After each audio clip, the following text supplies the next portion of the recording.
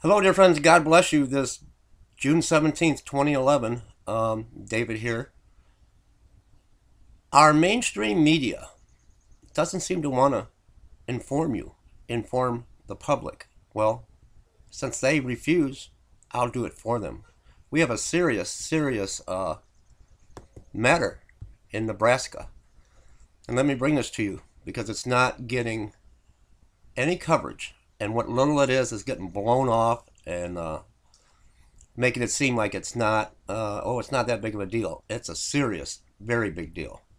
Nebraska nuclear plant, emergency level 4 and getting worse. Why isn't this being reported in mainstream? And there's a video I'm going to play for you in just a moment.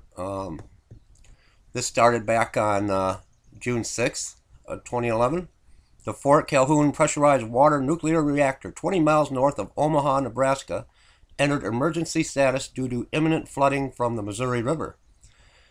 You see the connection? The dead fish, the water, the Fukushima, now Nebraska, all that's taking place in the world. A day later, there was an electrical fire requiring plant evacuation. Now we're going to go up ahead to June 8th. NRC event reports confirm the fire resulted in the loss of cooling for the reactor's spent fuel pool. The discussion includes specific details of the technical failures at Fort Calhoun, the risk of coolant loss at overcrowded spent fuel pools. That's hard to say.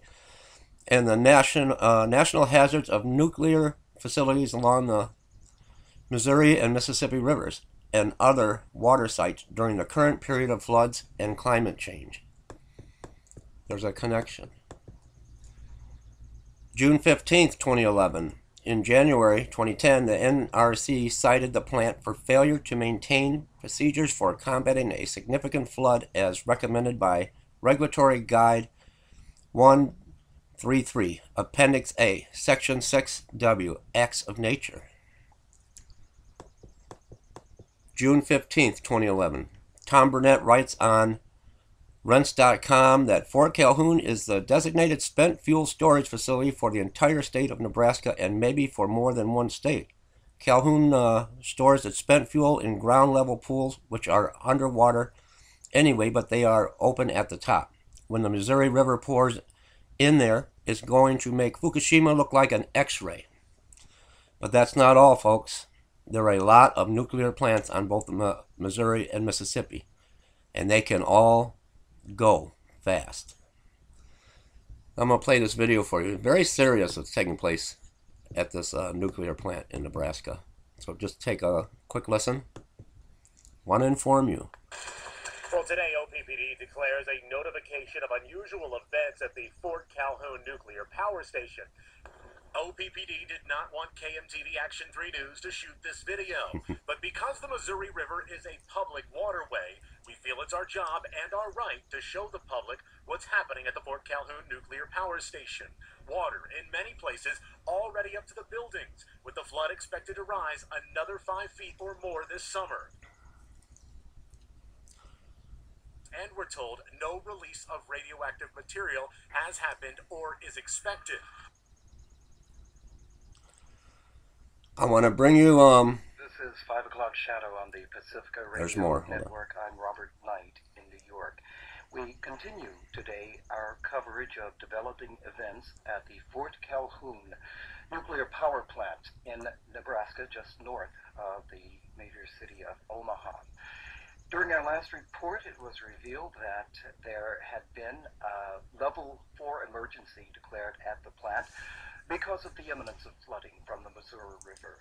The Army Corps of Engineers advised that the height of the river would be reaching or soon exceeding 1,004 feet above median sea level. And in that interval, the plant was required to go into emergency operations to defend and protect against flooding, of which there have been problems in the past at that plant with leakage passageways at the junctions of walls and pipes and other related items. During our last report, yet more news came in that during the day there was a fire, an electrical fire in a basement of that nuclear power plant that caused an evacuation of the plant from approximately 9:30 or 9:40 a.m. local time until after 1 p.m., approximately 1:30 p.m. local time. During that time, part of the plant was rendered inaccessible because of poisonous gases and gases that were used to extinguish the electrical fire. It gets even worse. We now know that the systems that were incapacitated by that fire at this nuclear power plant called Fort Calhoun in Nebraska, it had been shut down for refueling, but this electrical fire incapacitated parts of the cooling system for the spent fuel pool. Listeners might recall that one of the great hazards at Fukushima is the tremendously overpacked spent fuel pool at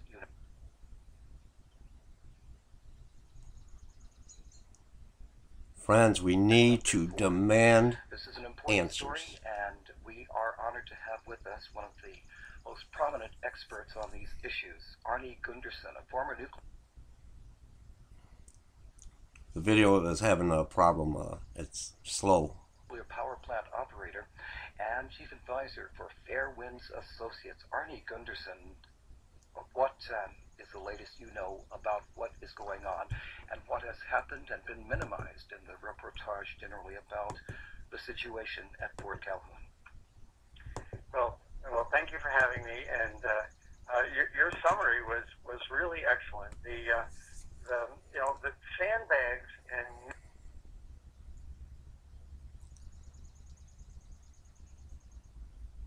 nuclear power plants really don't belong in the same sentence. And now we're seeing one that is literally putting sandbags up to reinforce itself against the flood. I think the real issue here is, why are we having this flood?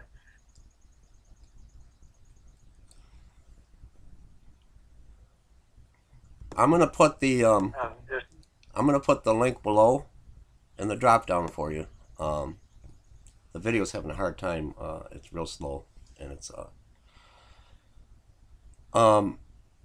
we need to demand answers. Why aren't we being told these things?